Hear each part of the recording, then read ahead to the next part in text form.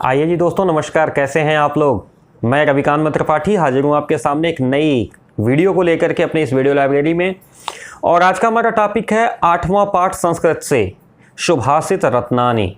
जो लोग भी यूपी बोर्ड से हिंदी पढ़ रहे हैं, और विशेषता मैं जो अपना वीडियो बना रहा हूँ ना अभी सामान्य हिंदी के लिए, जो भी साइंस साइड के स्टूडेंट्स हैं वे सामान्य हिंदी को पढ़ते हैं, तो सामान्य हिंदी से जो अनिवार्य संस्कृत है, यानी जो यूपी बोर्ड की हिंदी चलती है उसके साथ साथ एक पुस्तक एसोसिएट होकर चलती है, संस्कृत दिग्दर्शिका।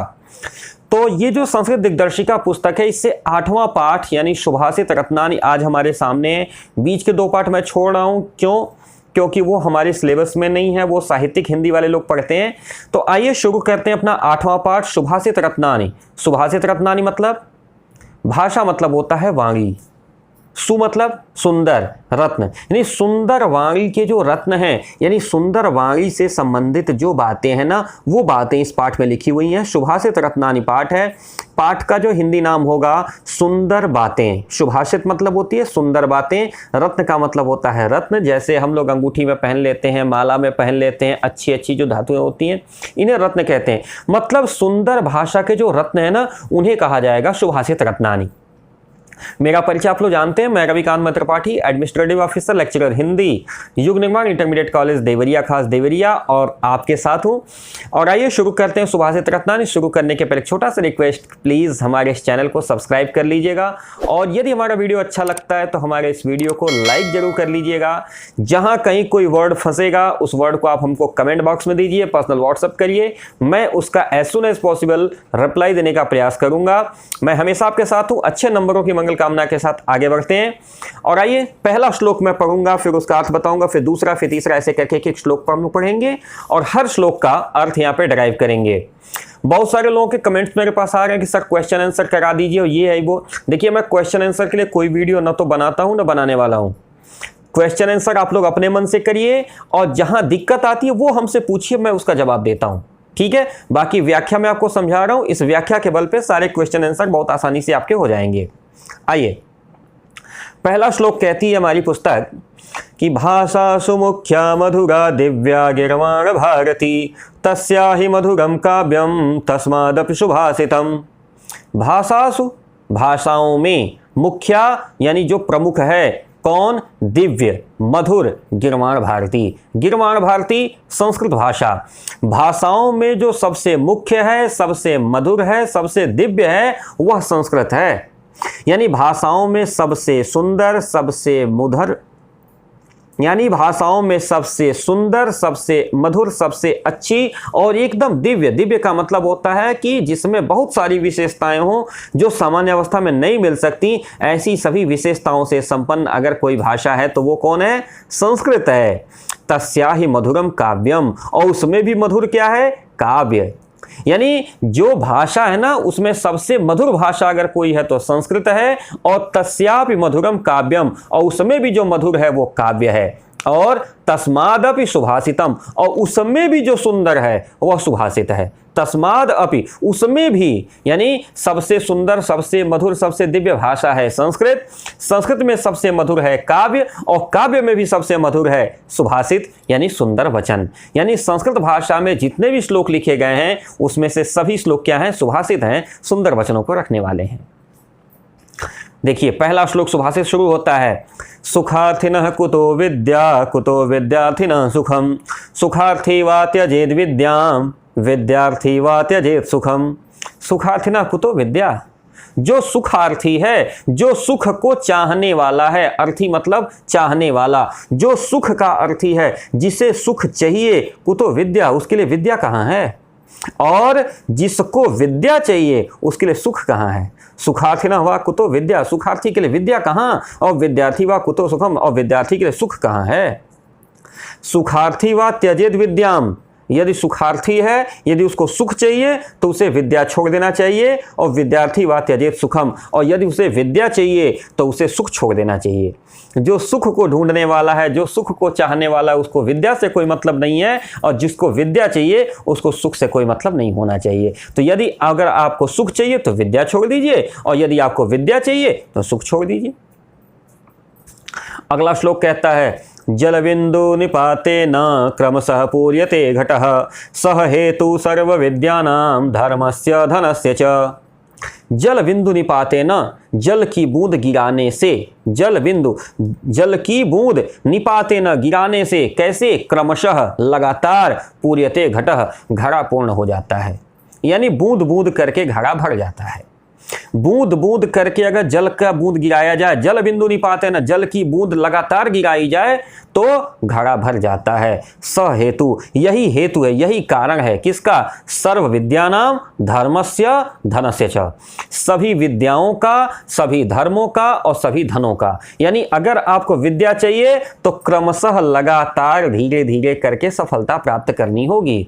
यदि आपको धर्म कार्य करना है तो भी क्रमशः लगातार करना होगा, और यदि आपको धन चाहिए तो भी लगातार क्रमशः प्रयास करना होगा। ठीक वैसे ही जैसे जल की एक एक बूंद से घड़ा भरता है, वैसे ही अनवरत लगातार छोटे छोटे प्रयासों से ही धन की, धर्म की या फिर विद्याओं की प्राप्ति होती है।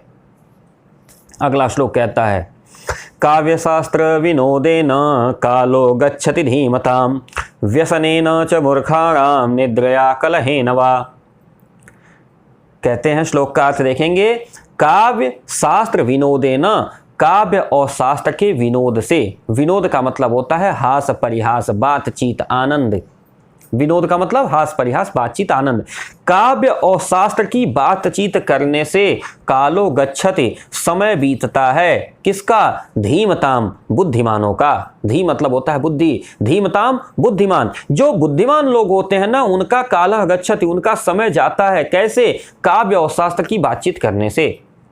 बुद्धिमान लोगों का समय व्यतीत होता है किससे, कह रहे हैं काव्य और शास्त्र के विनोद से, काव्य और शास्त्र संबंधी बातें करने से। लेकिन वहीं पे जो मूर्ख लोग होते हैं उनका कैसे व्यतीत होता है, व्यसनेन निद्रया कलहेन, या तो व्यसन में जाएगा, व्यसन का मतलब नशाखोरी में, या नहीं तो निद्रा में, या तो सोने में, और नहीं तो कलहेन, झगड़ा में। जो बुद्धिमान लोग होते हैं उनका समय कैसे व्यतीत होगा, शास्त्रार्थ से, शास्त्र सम्मत काव्य और शास्त्र की बातचीत करने से। लेकिन जो मूर्ख लोग हैं उनका समय कैसे व्यतीत होता है, तो उनका समय व्यतीत होता है व्यसनेन, यानी नशाखोरी में, निद्रया नींद लेने में, यानी तो कलहेन झगड़ा करने में। अगला श्लोक कहता है, न चौरहार्यम न च राजहार्यम न च भ्रातृभाज्यम न च भारकारी व्यये कृते वर्धत एव नित्यं विद्याधनं सर्वधनं प्रधानम। विद्याधनम सर्वधनम प्रधानम, विद्या का धन सभी धनों में प्रधान है। अंतिम पंक्ति का अर्थ लेंगे सबसे पहले, विद्याधनम सर्वधनम प्रधानम, विद्या का जो धन है ना वो सभी धनों में श्रेष्ठ है। क्यों, न चौरहार्यम, न चोर के द्वारा इसे चुराया जा सकता है, न चोर इसका हरण कर सकता है, चौरहार्यम, चोर इसका हरण नहीं कर सकता, न च राजहार्यम, और न ही राजा इसको जबरदस्ती ले सकता है। जैसे होता है ना कि राजा जबरदस्ती हो सकता है आपकी कोई संपत्ति लेकर, नहीं ये राजा को दे दीजिए। न चौरहार्यम न च राजहार्यम, न तो इसको चोर चुरा सकता है और न राजा इसको लूट सकता है। न च भ्रातृभाज्यम, न ही भाई इसका बंटवारा करके अपना हिस्सा ले सकता है, भाई इसमें बंटवारा भी नहीं कर सकता। न च भ्रातृभाज्यम, भाई इसको बांट भी नहीं सकता। और न च भारकारी, और न ही ये बहुत ज़्यादा वजनी है कि इसको आप लेकर के चल नहीं सकते, बहुत ज़्यादा भारी भी नहीं है इसको कि ढो नहीं सकते इसको लेकर के। क्या कहते हैं आगे, व्यय कृते वर्धत एव नित्यम, जितना व्यय करेंगे उतना बढ़ेगा। कैसे, प्रतिदिन, नित्यम, व्यय कृते वर्धत एव नित्यम, जितना इसका व्यय करेंगे, जितना दूसरे के साथ अपनी विद्या का व्यय करेंगे, बातचीत करेंगे, बंटवारा करेंगे, उतनी ही यह विद्या बढ़ेगी। यानी जितना दूसरे के साथ शास्त्रार्थ करेंगे, अपनी बात दूसरे को बताएंगे, उतनी ही यह विद्या आपकी बढ़ती चली जाएगी। इसलिए कहते हैं विद्या धनम सर्वधनम प्रधानम, विद्या का जो धन है ना वो सभी धनों में प्रधान है, हर तरह के धनों में सबसे श्रेष्ठ है।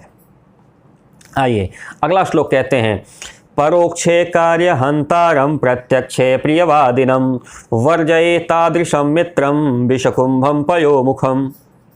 कह रहे हैं परोक्षे कार्य हंतारम, परोक्ष यानी पीठ पीछे, परोक्ष मतलब पीठ के पीछे, कार्य हंतारम कार्य को बिगाड़ता है, कार्य हंतारम, कार्य का हंत करता है, कार्य का नुकसान करता है, यानी आपकी पीठ के पीछे जो कार्य का बिगाड़ता है। और प्रत्यक्षे प्रियवादिनम, और सामने पड़ने पे बहुत अच्छा बोलता है। प्रियवादिनम बहुत मीठा बोलता है, यानी पीठ के पीछे जाके आपका काम बिगाड़ देता है और सामने रहने पे बहुत सुंदर बोलता है। वर्जयेत तादृशम मित्रम, ऐसे मित्र को वर्जयेत, छोड़ देना चाहिए।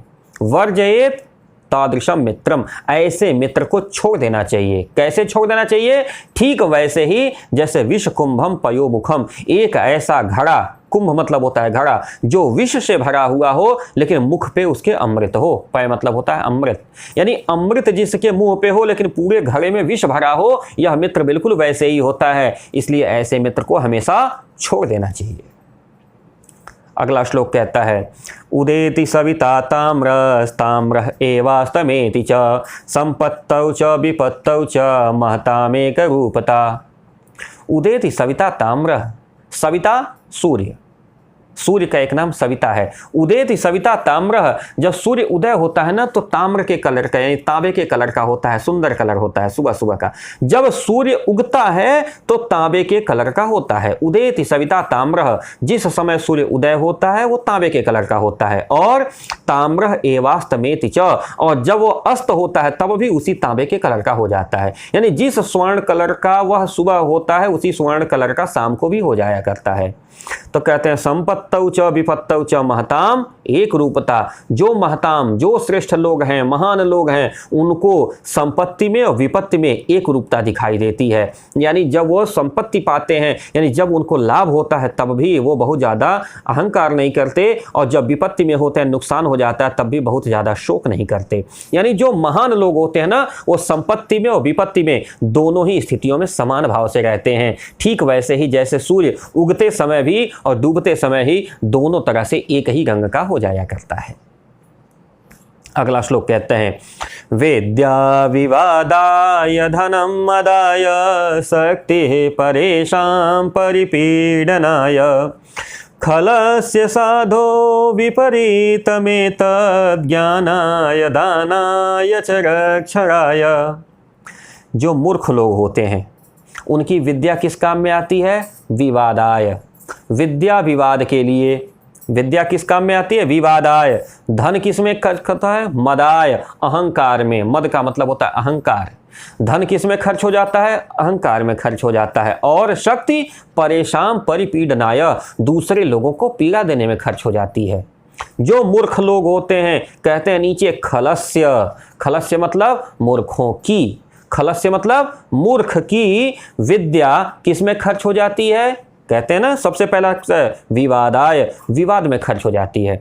जो मूर्ख होता है उसका धन किस में खर्च हो जाता है? अहंकार में खर्च हो जाता है। और जो मूर्ख होता है उसकी शक्ति कहाँ खर्च होती है? दूसरे को पीड़ा देने में। लेकिन वहीं पे क्या है? साधो, जो साधु लोग होते हैं, जो अच्छे विचार के लोग होते हैं, वो वित्त के विपरीत होते हैं।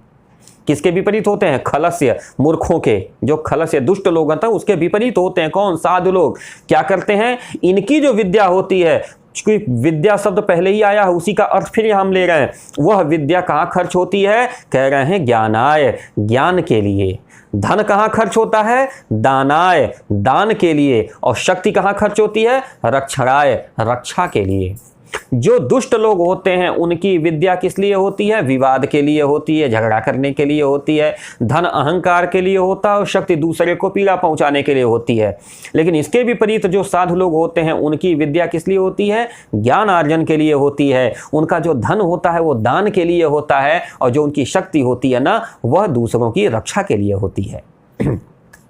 अगला श्लोक कहते हैं, सहसा विदधीत न क्रियाम अविवेकः परमापदां पदम वृणुते हि विमिश्रकारिणं गुणलुब्धा स्वयमेव संपदः।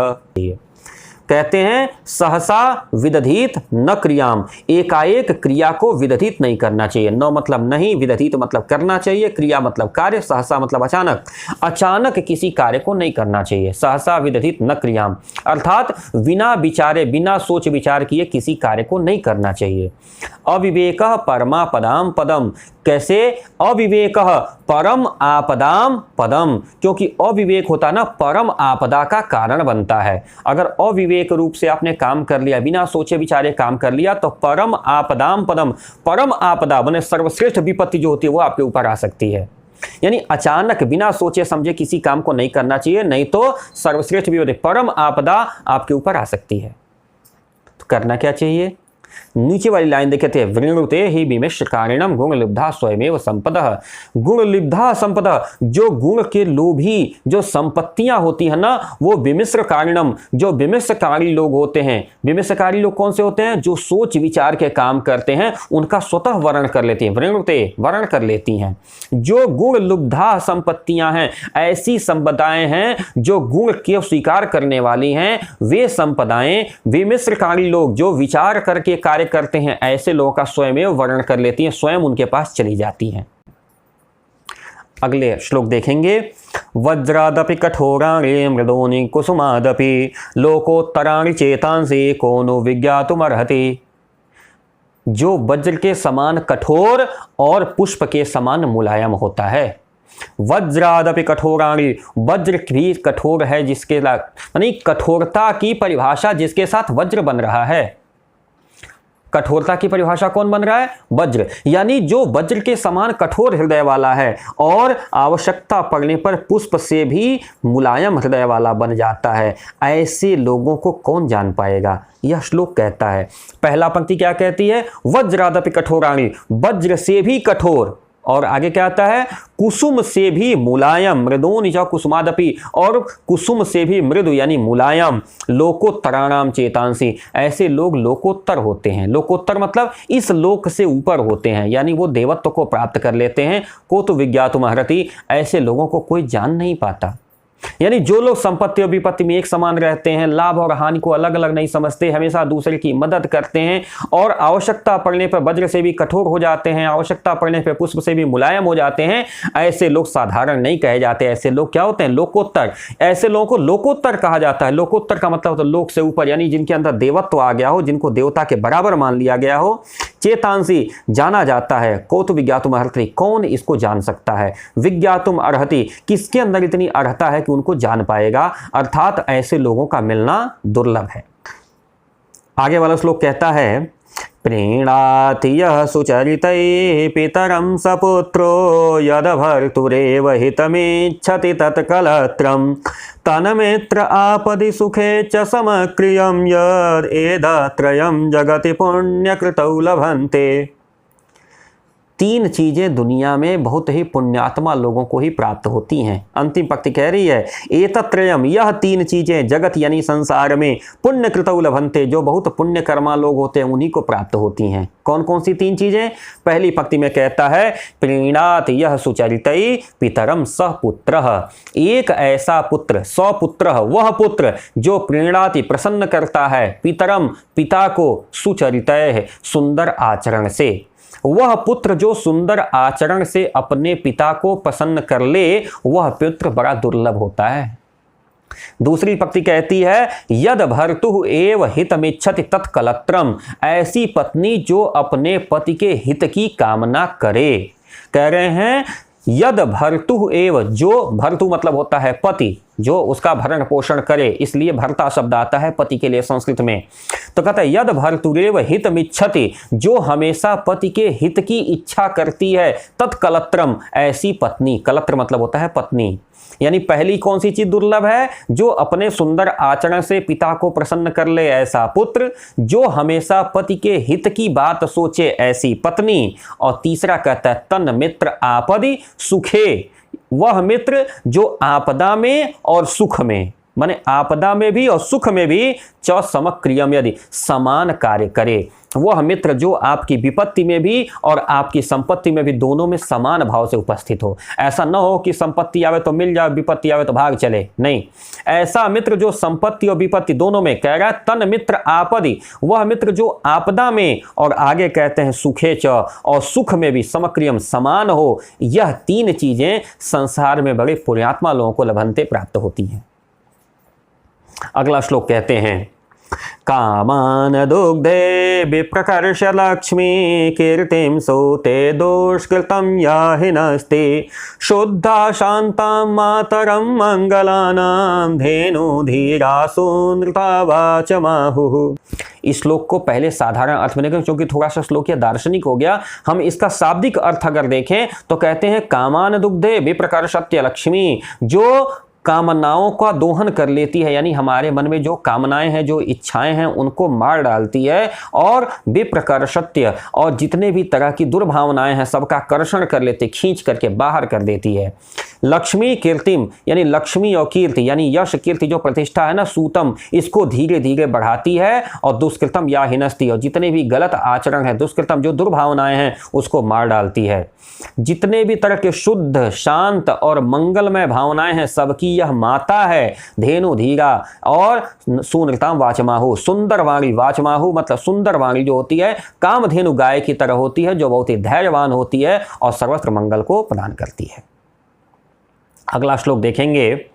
व्यतिषजति पदार्थानन्तरः कोऽपि हेतु न खलु बहिरूपान्धित प्रीतयः संश्रयन्ते विकसति हि पतंगस्योदय पुंडरीकं द्रवति हिमरश्मा उद्गते चंद्रकांतः। कहते हैं व्यतिषजति, व्यतिषजति मतलब मिक्स करता है, मिलाता है, जोड़ता है, योग करता है। व्यतिषजति मतलब जोड़ता है, किससे? पदार्थान अंतरः कोपि हेतु, पदार्थ को अंतर से कोई न कोई कारण होगा। कोपि हेतु, कोई न कोई कारण है जो पदार्थ को अंतर से जोड़ता है। पदार्थ यानी हम सभी, अंतर यानी ईश्वर। एवोगैड्रो की हाइपोथेसिस पढ़ेंगे ना, अगर आप लोग साइंस पढ़े होंगे ना तो वो जानते हैं। एवोगैड्रो कहते हैं इस धरती पे दो ही चीजें एग्जिस्ट करती हैं, first is energy and second is matter. जो मैटर है वही पदार्थ है, जिसको हम लोग अपने यहाँ क्या कह लेते हैं? नर। और जो एनर्जी है वो नारायण है। नर और नारायण दो हैं, एनर्जी और मैटर। तो कह रहा पदार्थ और अंतर यानी भगवान, अंतर का मतलब हृदय के अंदर जो अंतरात्मा, जो ऊर्जा, जो प्राणवायु है वो, और पदार्थ का मतलब हो गया यह शरीर। यानी पदार्थ को अंतर यानी भगवान से जोड़ने वाला कोपि हेतु, कोई कारण होगा। साधारण व्यतिषजति कोई मिलाने वाला, व्यतिषजति मतलब मिलाने वाला, पदार्थ को अंतर से कोई कारण होगा। न खल बहिरूपान प्रीतया संश्रयन्ते, प्रेम का संसरण यानी प्रेम की उत्पत्ति न खल बहिरूपान बाहर से नहीं होती। बाहर के आवरण से, बाहर की चमक दमक से, बाहर की वस्तुओं से प्रेम की संस्कृति यानी प्रेम का निर्माण नहीं होता। उदाहरण के लिए कह रहे हैं विकसत ही पतंगस्योदय पुंडरीकम, पतंगस्य उदय, पतंग कहते हैं सूर्य को, सूर्य का एक नाम पतंग है। पतंग का उदय होने पे यानी सूर्य का उदय होने पे पुंडरीक यानी कमल विकसित खिल जाता है। आखिर कमल यहाँ है, सूर्य वहां है, कौन खिलाता है? नहीं, सूर्य और कमल के बीच में कोई न कोई प्रेम का ऐसा बंधन है कि सूर्य के उदय होते ही कमल खिल जाता है। और अंतिम पंक्ति कहती है द्रवति च हिम रश्मा उद्गते चंद्रकांत। हिम रश्मि का मतलब होता है चंद्रमा। हिम रश्मि चंद्रमा का नाम है। हिम रश्मि उद्गते, हिम रश्मि यानी चंद्रमा के उदय होते ही चंद्रकांत मणि पिघलने लगती है, द्रवित होने लगती है। तो चंद्रकांत मणि कहाँ होती है? तो चंद्रकांत मणि है हिमालय पर, और चंद्रमा कहाँ है? आकाश में। तो चंद्रमा के उदय होने पर यदि हिमालय पर स्थित चंद्रकांत मणि में द्रवण होने लगता है, वो पिघलने लगती है, तो जरूर इसके पीछे कोई न कोई कारण होगा। अर्थात प्रेम अंतरात्मा की भावना को समझता है, बाहरी पदार्थों से प्रेम का कहीं कोई तात्पर्य नहीं होता। अगला श्लोक कहते हैं निंदन्तु नीति निपुणा यदि वास्तुवन्तु लक्ष्मी समाविशतु गच्छतु वा यथेष्टम् अद्यैव वा मरणमस्तु युगान्तरे वा न्यायात् पथः प्रविचलन्ति पदं न धीराः। निंदन्तु नीति निपुणा यदि वास्तुवन्तु, नीति निपुण लोग कहते हैं कि कोई निंदा करे या स्तुति करे। निंदन्तु, निंदन्तु चाहे निंदा करे यानी आपकी बुराई बतियावे, या आपकी स्तुति करे, या आपकी प्रशंसा गावे। नीति निपुण लोग कहते हैं कि यदि कोई आपकी बुराई करे तो भी, या यदि कोई आपकी प्रशंसा करे तो भी। नीति निपुणा संबोधन लीजिए। नीति निपुण लोग कहते हैं, जो नीति के जानकार हैं, जो नीति के श्रेष्ठ लोग हैं ना, विद्वान लोग, वो कहते हैं कि निंदन्तु यदि वा स्तुवन्तु, चाहे आपकी निंदा हो चाहे आपकी स्तुति हो। दूसरी पंक्ति कहती है लक्ष्मी समाविशतु, लक्ष्मी यानी धन समाविशतु आकर के बैठें, लक्ष्मी आकर के आपके पास बैठें, अर्थात आपके पास धन की व्यवस्था हो। यदि आपके पास धन हो, गच्छतु वा यथेष्टम, या फिर वो धन चला जाए। या तो धन आपके पास रहे या फिर वो धन चला जाए। अद्यैव वा मरणमस्तु युगांतरे वा, चाहे मृत्यु आज ही हो जाए, अद्यैव वा मरणमस्तु, आज ही मरण हो जाए, अथवा युगांतरे वा, या युग के बाद हो, मने या तो हम आज ही मर जाएं या एक युग तक जीवित रहें। न्यायात पथ प्रविचलन्ति पदम न धीरा, जो धैर्यवान लोग होते हैं ना, वो न्याय के पथ पर चलने में नहीं धैर्य का धारण करते। जो न्याय के पथ पे चलने वाले लोग होते हैं ना, वो धैर्य को नहीं छोड़ते। न्यायात पथ प्रविचलन्ति, न्याय के पथ पर चलते हुए पदम न धीरा, धैर्य अपना नहीं छोड़ते। जो नीति निपुण लोग होते हैं कहते हैं कि चाहे लक्ष्मी रहे चाहे चली जाए, लोग आपकी स्तुति करें चाहे लोग आपकी निंदा करें, फिर भी अगर आप न्याय के पथ पे चल रहे हैं तो धैर्य के साथ चलते रहें, आप अपने न्याय के पथ को न छोड़ें।